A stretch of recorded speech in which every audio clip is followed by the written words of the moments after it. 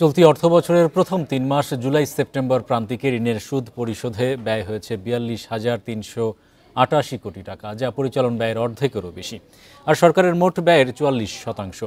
৩ মাসে মোট পরিচালন বা অনুন্নয়ন ব্যয় দাঁড়িয়েছে ৮২,৫৬৮ কোটি টাকায়।